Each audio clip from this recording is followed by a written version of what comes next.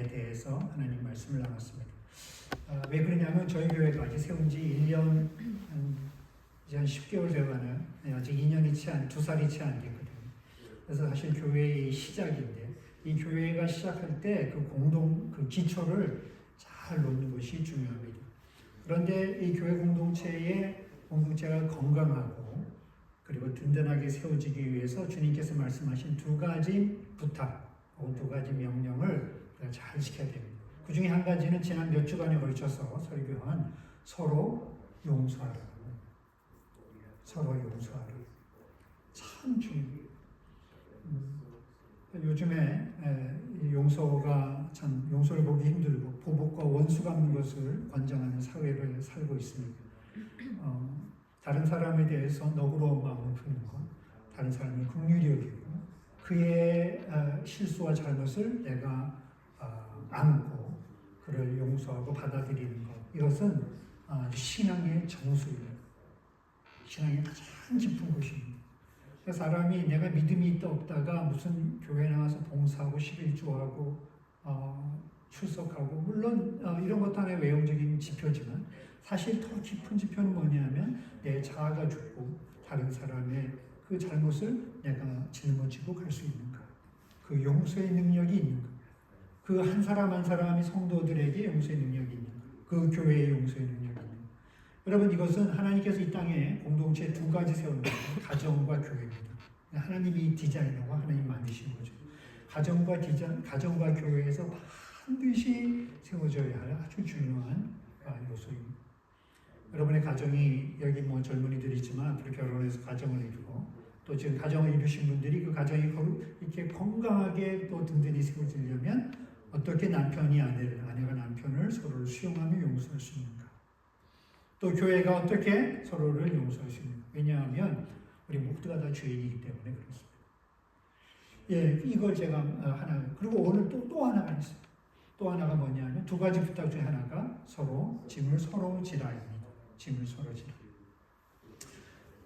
여러분, 이 설교를 다 잊어버리려도 괜찮습니다. 그러나 이제 우리가 나중에 우리가 교회에서 훈련해야 되고 교회가 부탁하신 명령이 두 가지인데 서로 용서하라, 서로 짐을 지라. 이거는 우리가 기억해야 돼요.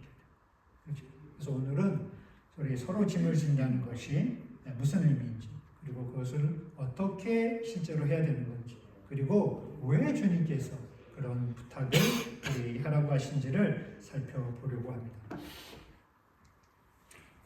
먼저 우리가 기억할 것은 이 본문의 말씀을 보면 처음에 1절에 보면 형제들아라는 말로 시작됩니다. 형제들아.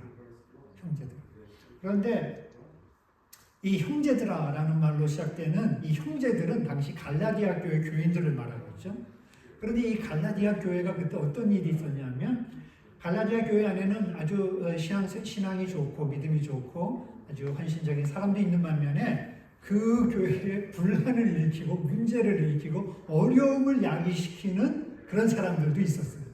그런데 사도 바울은 그런 모든 사람을 포함해서 형제들아 이렇게 얘기합니다. 여러분, 이것이 무엇입니까? 이것은 바로 예수 그리스도 안에서 우리가 못나든 잘나든 신앙이 좋든 나쁘든 주님을 믿는 모든 사람은 서로가 형제다 하는 지체의식을 가져야 한다는 뜻입니다. 자, 한번 따라해 봅시다. 우리는 지체다. We are part of the one body. 그리고 광동어, team, leading priest. Cantonese. 我哋係一個身體嘅成員。 지금 이거예요. 오데하이 이거. I love that. 그거예요, 바로. 우리는 예수님 안에서 한 바디, 원 바디. 그리고 우리 각자는 그 원 바디의 지체들이다. 비록 문제를 일으켰어. 비록 교회 좀 분란을 일으켰어. 좀 이 사람이 좀 부족해. 좀 서툴러. 실수해. 좀 이기적이야. 어쨌든 사도 바울은 형제라는 것을 잊어버리면 안 된다. 지체라는 것을 잊어버리면 안 된다. 이것을 계속 리마인드하기 위해서, 여기 상기시키기 위해서 이렇게 형제들아라고 시작한 것입니다. 예수 그리스도를 믿을 때 우리가 하나님과 우리와의 수직적인 관계가 새로워집니다. 우리가 하나님의 자녀가 됩니다. 그러나 뿐만 아니라 우리의 수평적인 관계도 새로워지죠. 예수를 믿는 사람 한 사람이 그리스도 안에서 형제 그리고 자매, 다시 말해서 새로운 공동체, 새로운 가족으로 탄생하는 것입니다. 우리가 지난주에 추석을 맞이해서요. 마지막 추석 식사를 하기 전에 다 같이 손을 붙잡고 기도하는 시간이 있었습니다. 제가 마음이 너무 감동이 있는 거예요. 왜? 두 가지 이유 때문에 감동이 있어요. 하나는 고향을 떠나서 타요 고향을 떠났잖아요. 이곳 외국에서 하나님께서 새로운 가족을 주신 것에 대해서 너무 감사했어요. 그리고 두 번째는 이렇게 손을 마주 잡은 이 사람들을 나중에 천국에서도 똑같이 하는 거예요. 천국에서 그때는 이제 랭귀지가 서로 잘 통하겠죠. 천국에서 그래서 너무너무 감동스러워요. 여러분 그리스도 예수 안에서 우리가 예수를 믿는 순간 새로운 가족, 새로운 형제자매, 다시 말해서 한 몸의 공동체가 됩니다. 성경은 우리가 교회 안에서 이렇게 만난 이 관계가 얼마나 친밀하고 얼마나 가까운 공동체인가를 보여주기 위해서 예수님 비유를 들었는데 그것이 바로 몸과 지체의 비유입니다. 성경 말씀을 보면 고린도전서 12장 5절 이와 같이 우리 많은 사람이 그리스도 안에서 한 몸이 되어 서로 지체가 되었느니라. So in Christ we who are many form one body, each member belong to all the other. And Tim, leading priest. Tim, leading. Tim. Cantonese leading priest. 所以我哋好多都係基督裡面基督裡面嘅一個身體，亦都係彼此嘅個別成員。 참 칸토니스 아름답네요. 이 언어가 이렇게 마치 이렇게 물결을 타듯이 참 아름답네요. 예, 바로 그거예요. 지금 말한 거. 우리가 한 몸이 되었다. 한 몸이 되었다. 그래서 여러분 교회 공동체가 있게 되면 우리가 한 몸이 된 거예요. 하나의 몸의 지체가 된 거예요. 그런데 이게 정말 우리가 한 몸인가 아닌가? 이걸 어떻게 알 수 있을까요? 어떻게 알 수 있을까요? 어떤 유대인 랍비에게 한 사람이 아주 곤란한 질문을 했습니다. 머리가 두 개고 몸이 하나인 쌍둥이가 태어난 거예요. 그런데 이 사람이 랍비에게 이렇게 질문했습니다. 머리가 두 개고 몸이 하나인데 이 쌍둥이가 한 명입니까? 두 명입니까? 다시 말해서 하나의 몸입니까? 아니면 두 개의 각각의 몸입니까? 그럴 때 랍비가 이렇게 대답했습니다. 한쪽 아이에 볼을 꼬집어봐라. 이렇게 꼬집었을 때 만약에 양쪽 다 울면 한 몸이고 한쪽을 꼬집었는데 한쪽만 꼬집힌 아이만 울면은 그거는 두 명이에요. 여러분 우리가 교회가 그리스도 안에서 한 몸이라 그랬는데 우리가 한 몸이라는 증거가 무엇입니까? 내 옆에 있는 지체의 기쁨과 슬픔, 그의 아픔과 그의 고통에 내가 그것을 공감하는가, 내가 그것을 느끼는가, 아니면 그렇지 않은가에 달려있습니다. 작년에 신동엽 전사님이 여기 우리 교회에 부임하셨죠. 그런데 얘기를 들으니까 학비를 다 준비하지 못한 채 그냥 믿음으로 왔다 그래요. 제가 그 얘기를 들었을 때 그런 생각이 들었어요. 그 전사님이 학비가 부족한 것이 전사님만의 문제인가? 아니면 우리 교회의 문제인가? 저는 우리 교회의 문제라고 생각합니다. 왜냐하면 우리가 한 몸이기 때문에 그렇습니다. 그래서 저희가 헌금을 하고 그리고 플로잉을 했죠. 전사님께서 나중에 돌아가시면서 참 자신이 에딘버러에 와서 받은 은혜에 대해서 설명할 때 그 얘기를 많이 하셨습니다. 여러분 만약 어떤 지체의 아픔과 고통에 대해서 내가 그것을 느낀다면 우리는 한 몸. 그러나 내가 아직 그것을 느끼지 못한다면 내가 한 몸이지만 한 몸 중에서도 약간 마비가 된 몸이야. 마비가 된 몸.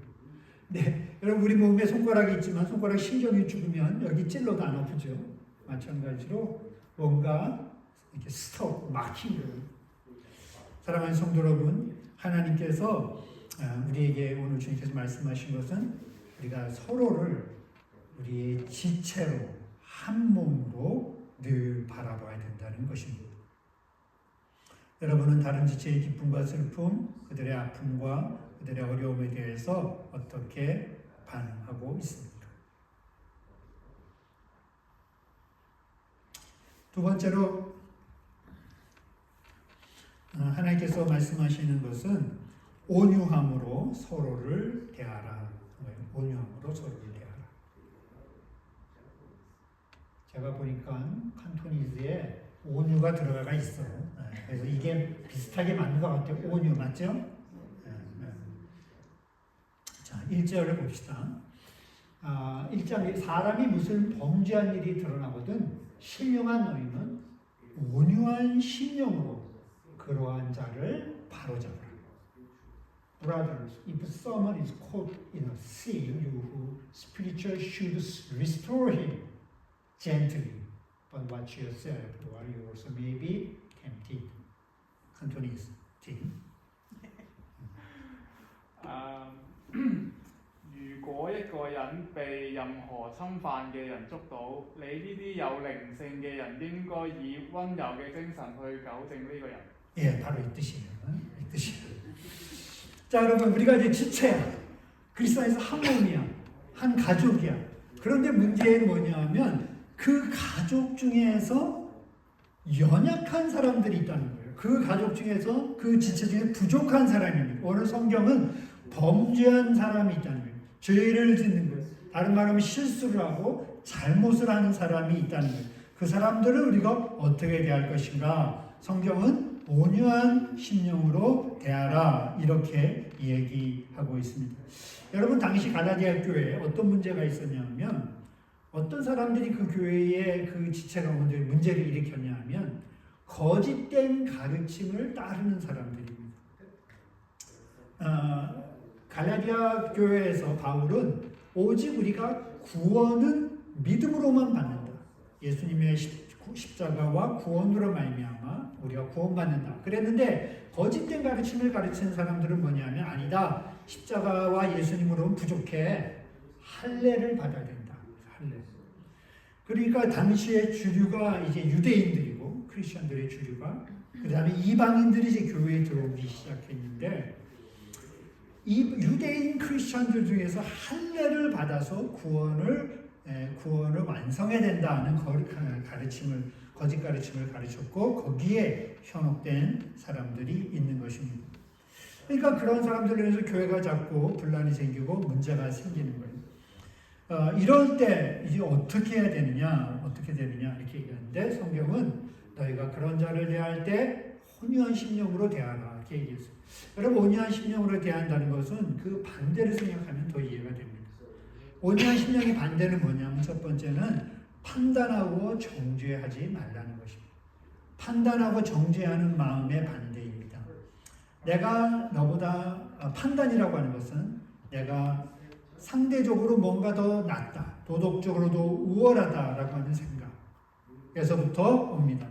그러나 여러분 성경은 이렇게 얘기하면 너 역시 같은 죄를 범할 수 있다. 그래서 1절 끝에서 내 자신을 살펴보아 너도 시험을 받을까 두려워하라 이렇게 얘기합니다. 우리 모두는 상대적으로 조금 나을 수 있어요. 상대적으로 조금 더 믿음이 좋을 수 있습니다. 태도나 모습도 다른 사람보다 좀 나을 수 있지만 하나님 보시기에는 도토리 기질. 우리의 의라고 하는 것, 우리의 믿음이라고 하는 것이 그저 조금 다를 뿐이지 우리 모두가 다 죄인일 뿐입니다. 그래서 온유한 심령은 판단과 정죄가 아니라 도리어 긍휼히 여기는 마음, 상대를 불쌍히 여기는 마음입니다. 뿐만 아니라 온유한 심령은 뭐냐면 상대를 빨리 변화시켜 내 마음에 들도록 만들거나 조종하거나 압박하지 않는 태도를 말합니다. 상대를 기다려주는 거죠. 이건 참 쉽지 않아요. 여러분 우리가 뭔가 서툴고 미숙한 사람을 보았을 때 내가 자꾸 고쳐주고 싶은 마음이 드는 거예요. 아, 이거 좀 얘기해주고 싶은 거예요. 이거 좀 참아야 돼. 그러면 나중에 참다 꼭 이렇게 얘기해. 내가 정말 이 말은 안 하려고 했는데, 그러면 그 말을 하면 안 돼. 끝까지. 끝까지 하면 안 돼. 그리고 내가 정말 당신을 정말 사랑해서 하는데, 그 말도 하면 안 돼. 그 말도 하면 그냥 기다려줘야 돼. 내 기준에 미치지 못한 것, 또 내 마음에 들지 않는 어떤 것들을 강요하거나 압박하지 않고 그 사람을 기다려주는 거예요. 여러분, 우리가 사실 왜 강요하고 압박하고 또 빨리 조정하려고 하냐면 내 마음이 편하지 않아서 그런 거예요. 그 사람을 위한 게 아니라. 무슨 말입니까? 자기 마음 속에 못마땅한 마음, 자기 마음의 그 짐들, 답답한 마음을 빨리 해결하려고 하는, 내 마음의 짐을 해소하려고, 그 짐을 내려놓으려고 하는 마음 때문에 나도 모르게 자꾸 이렇게 상대를 압박하거나 또는 변화시키려고 합니다. 그러나 여러분, 사실 사람이 그렇게 변화됩니까? 절대로 변화 안 돼요. 먼저 여러분 자신도 변화시키지 못하면서, 내 자신도 나를 변화시키지 못하면서 어떻게 우리가 상대를 변화시킵니까? 사람의 변화는 오직 하나님만이 하십니다. 변화는 하나님의 몫이고 우리의 몫은 그를 기다리며 섬기는 것이고 사랑하는 것입니다. 이것은 쉽지 않습니다. 그러나 여러분, 이것이 바로 오늘 성경이 말하는 온유한 심령입니다. 예수님께서는 이것에 본을 보여주셨습니다. 제자들이 잘못하고 실수했을 때 예수님은 어떻게 하셨습니까? 예를 들면 부활하신 후 자신의 부활을 믿지 못하는 도마에게 나타나셔서, 도마가 공개적으로 나는 못잡고 만지고 참자고 만져야 믿겠다 이렇게 했을 때 예수님은 그에게 나타나셔서 그의 의심을 책망하지 않았습니다. 저는 여러분에게 늘 얘기합니다. 여러분의 신앙에 대해서 의심을 갖는 것은 좋은 일이에요. 문제는 그 의심을 너무 쉽게 포기하는 거예요. 끝까지 그 의심을 갖고 질문을 하면 반드시 응답을 받습니다. 그게 도마의 예입니다. 만지지 않고는 못 믿겠다, 보지 않고는 못 믿겠다, 이런 도마에게 예수님은 나타나셔서 친히 그의 손에 못자국과 허리에 창자국을 보여주셨어요. 여러분, 그 상상해 보셨어요? 이 당시 유대인들이 입었던 옷은 이 여자들이 입는 원피스 같은 이렇게 옷을 입죠. 그러니까 이 허리에 창자국을 보여주려면 어떻게 해야 돼요? 옷을 걷어 올리거나 위에서 벗어내야 돼요. 도마의 의심을 해결하기 위해서 예수님이 그렇게까지 하십니다. 그리고 물론 마지막에 보지 않고 믿는 것이 복되다고 얘기를 하십니다. 또 베드로는 어떻습니까? 그는 예수님을 3번이나 부인하고 마지막에는 저주까지 했어요. 그런 베드로에게 나타나신 주님이 부활하신 후 어떻게 하셨습니까? 한 번도 그의 실수를 언급하지 않았어요. 한 번도 그의 약한 약점을 들추지 않았어요. 책망하지 않았어요. 야단치지 않았어요. 왜 그러냐고 묻지 않았어요. 그리고 뭐 하셨어요? 도리어 아침밥을 차려주셨어요. 아침밥을 차려주시고 그 밥을 먹이셨어요. 그리고 부드럽게 이렇게 물으셨어요. 이 사람들보다 나를 더 사랑한다. 여러분, 이걸 3번이나 물으셨어요. 그런데 이 말 속에는 전제가 있어요. 어떤 전제냐면 나는 너를 사랑하는데 너도 나를 사랑하는가? 꼭 물으십니다. 여전히 너의 실수와 잘못과 허물에도 나는 너를 사랑한다. 너도 나를 사랑하니? 라고 물으십니다. 여러분, 이것이 바로 온유한 심령입니다. 그럴 때 베드로가 그 앞에 무릎을 꿇고 어떻게 얘기했습니까? 주님을 위해서 자신의 삶을 드리는 변화가 일어나는 것이죠. 참 기억을 해야 돼요. 여러분, 이거를 늘 잊지 마요. 주님이 그런 분입니다. 그래서 로마서 17장에서는 15장 7절에서 이렇게 말합니다. 그러므로 그리스도께서 우리를 받아 하나님께 영광을 돌리심과 같이 너희도 서로 받으라. Accept one another. Then just as Christ accepted you in order to bring praise to God. 팀. 羅馬書17章7節，所以要互相接納，就好似基督接納我哋為神嘅榮耀一樣。 예수님께서 베드로를 받으신 것처럼 예수님께서 도마를 받으신 것처럼 너희도 서로를 그렇게 받으라. 그렇게 받으라. 이게 바로 온유한 심령으로 사람을 대하는, 잘못한 사람, 실수한 사람, 부족한 사람, 내 마음에 들지 않는 사람, 내 기준에 못 미치는 사람, 또는 서투른 사람, 미숙한 사람을 받아들이는 그리스도인의 모습입니다. 그것이 바로 서로의 짐을 지는 것입니다. 물론 서로의 짐을 진다는 것에서는 물질적인 도움을 줄 수도 있고,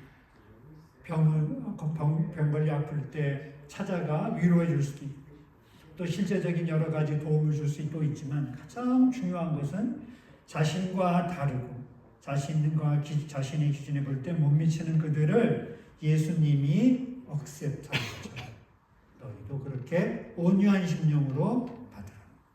여러분, 용서도 그렇고 서로의 짐을 지는 것도 그렇고 상대의 잘못이나 실수를 내가 다 짊어지는 것. 그래서 쉽지는 않아. 그러나 이것이 바로 교회의 온전한 모습입니다. 그렇다면 이제 하나 더 나아가서 우리가 왜 굳이 이렇게 서로 짐을 져야 하는가 하는 거예요. 칸토니스는 제가 한 게 아니라 챗GPT가 있어요. 번역이 잘못된 것은 챗GPT 탓이지 제 탓이 아닙니다. Is it right? 로이스? 맞아요? 예. 그럼 아니 왜 우리가 서로 짐을 져야 돼? 왜 우리가 서로의 다른 사람을 돌봐야 돼? 요즘 여러분 보세요. 세대가 점점 파편화돼 가면서 가정이 깨지죠.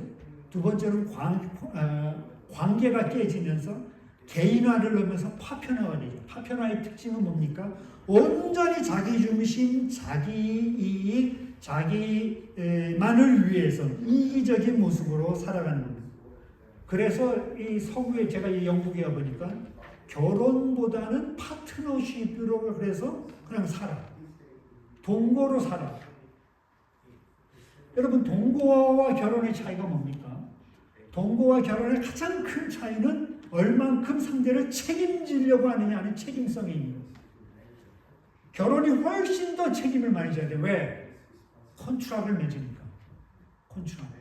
중요한 거래는 다 컨트락이 있어요. 여러분이 만약에 1달러짜리 또는 티, 커피 이런 거 팔 때는 컨트락을 안 하죠. 그냥 사요. 왜냐하면 별로 가치가 없기 때문에. 그러나 그 집 살 때, 차 살 때는 컨트락을 합니다. 왜냐하면 가치가 없기 때문에. 컨트락이 있는 것은 다 가치 때문에 그래요. 결혼은 엄청난 가치가 인생의 가장 큰 가치가 있어요. 그래서 컨트락을 맺는 게 결혼이에요. 그런데 왜 동거합니까? 컨트락을 안 하려고 합니다. 서로 책임을 지지 않으려고 합니다. 무슨 말입니까? 자기 중심적으로 살아보고 아니면은 이런 식으로 관계를 맺는 거죠. 이런 시대 가운데 굳이 왜 우리가 교회까지 와서 짐을 지는 이 어려운 일을 해야 되느냐 이거예요. 왜 예수님께서는 교회에서 그렇게 하라고요?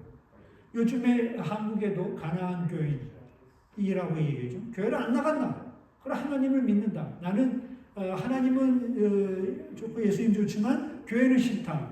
물론 그 심정은 제가 이해해요. 얼마나 교회에 실망됐습니다. 목회자 책임, 얼마나 교회에 상처를 받았어요.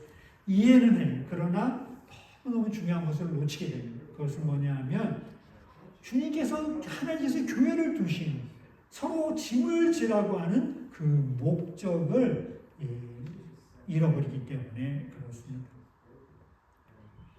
왜 서로 짐을 져야 될까요? 성경에 보면 고린도전서 12장 22절부터 25절 좀 길어서 제가 작게 써놨는데 팀 이거는 안 읽어도 돼. 길어. It's too long to read, so you don't need to read. Okay? 자, 이와는 반대로 몸에서 더 약해 보이는 부분이 오히려 요긴하며 하나님 보시기에 몸에서 약해 보이는 부분이 요긴하다. 저는 깜짝 놀랐습니다. 그 다음에 23절 몸에서 고귀하지 못하다고 생각되는 지체를 우리는 더욱 고귀하게 돼요. 볼품없는 부분을 더 품위 있게 꾸밉니다. 지금 세 번역이 쉬운 번 성경. 반면에 우리 몸 중에서 아름다워 보이는 부분들은 특별히 그럴 필요가 없습니다. 반면 하나님께서는 몸의 지체들을 함께 모아 부족한 지체들에게 더욱 큰 영광을 주셨습니다. 그래서 우리 몸에 나눔이 없게 하시고 몸의 여러 지체들은 잘난 지체, 못난 지체, 강한 지체, 약한 지체, 멋있고 아름다운 지체, 볼품없는 지체, 그 여러 지체들이 서로 돌보아 살게 하셨다. 영어 성경 특별히 보면 맨 마지막에 but that is part should have equal concern. 우리는 보통 강한 지체나 약한 지체를 무슨 돌보고 또 잘난 지체나 못난 지체를 돌본다고 생각하는데 성경 그게 아니라 동등하게 서로 컨선한다. 돌본다. 그렇게 성경은 이야기합니다. 왜? 하나님은 왜 약한 지체를 더 영광을 더 주고 볼품없는 지체를 더 중요히 여기십니까? 왜 그렇습니까? 이 로마서 12장의 말씀, 고린도서 12장의 이 말씀은 도대체 무슨 뜻입니까? 우리가 이 뜻을 할 때 왜 교회 가운데 그런 어려운 서로 짐을 져야 하는지를 알 수가 있고 그것을 통해서 우리가 성장할 수가 있습니다. 여러분 가톨릭 사제인데 그 영성가로 유명한 헨리 나우멘이라고 하는 작가가 있습니다. 이분이 책을 참 많이 썼어요. 그 중에서 이분이 이제 하버드대에서 이제 교수로 또 가르치는 활동했던 그런 참 유명한 분이었습니다. 그런데 이분이 자신의 자아의 안식을 찾다가 마지막으로 선택한 것이 어디냐면 캐나다에 있는 라리쉬 데이브레이크 공동체입니다.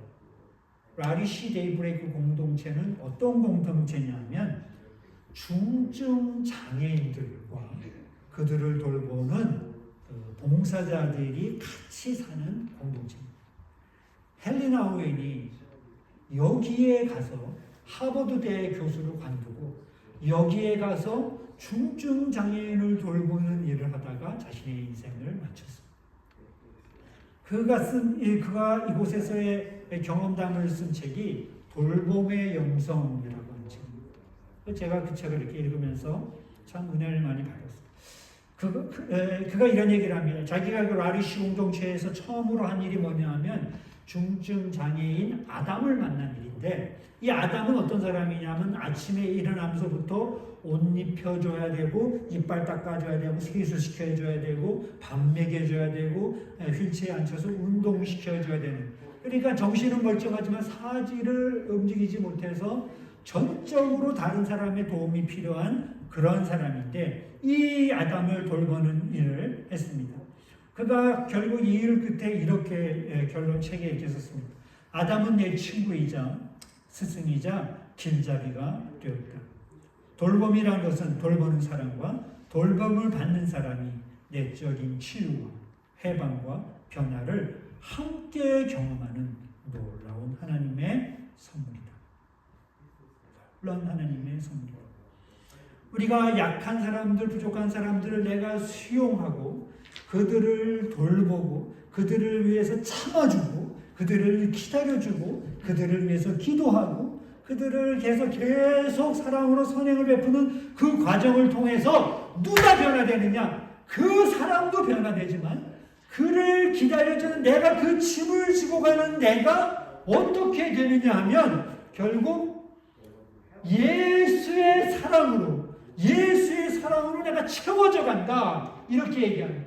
갈라디아서 6장 2절 너희가 서로 짐을 서로 지라 그리하여 그리스도의 법을 성취하라. 그리스도의 법이란 건 뭡니까? 율법과 반대되는 그리스도의 법은 한마디로 뭡니까? 그것은 그리스도의 법의 정점은 십자가고 이 십자가의 정점은 뭐냐면 사랑이고 그 사랑은 한마디로 희생입니다. 그리스도의 법을 이뤄가라는 말은 내 안에 사랑을 예수 그리스도의 사랑을 채워가는 것이고 그것은 내가 누군가를 위해서 희생하는 것으로만이 배워갈 수 있고 채워가는 것입니다. 얼마나 세상과 다른 주님의 놀라운 공동체입니까?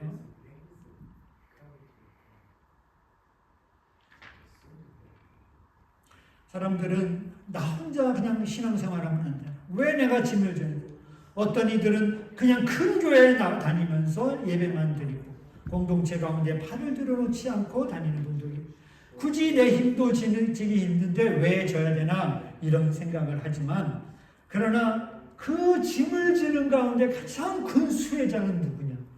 바로 나고 그것을 통해서 내가 그리스도의 예수의 사랑으로 점점 채워져 간다. 예수의 사랑을 점점 성취해 간다 하는 것을 이야기하고 있습니다.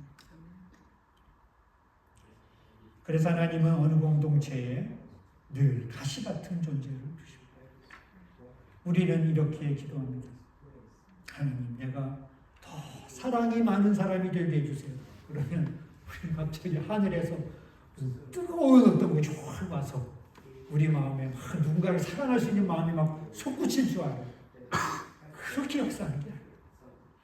내가 누군가를 더 사랑할 수 있는 자가 되게 예수님의 사랑을 닮아갈 수 있게 해달라고 기도하는 그 순간 나를 찌르는 사람들이 내 주변에 늘어나기 시작해요. 왜? 그 사람은 짐을 짐으로 내가 주님의 사랑을 채워가기 때문에 그렇습니다. 이거는 돌과 돌이 부딪힌 것처럼 때로는 용광로에 들어가는 것처럼 힘든 가정이지만 그러나 제가 언젠가 설교했던 것처럼 공동체를 통해서 하나님은 우리를 거룩함을 넘어서서 영광스러운 모습으로 비춰줍니다. 그 정점이 그리스도의 사랑으로 채워가는 것입니다. 사랑하는 성도 여러분, 오늘 저는 말씀을 마치면서 다른 거 다 잊어버려도 이 두 가지 교회의 기초, 여러분의 마음에 늘 새겨야 될 두 가지 기초, 우리가 서로를 용서하라. 그리고 또 하나, 우리가 서로의 짐을 져라. 이 두 말씀을 기억할 수 있기를 바랍니다. 이 둘은 어렵고 불가능해 보이죠.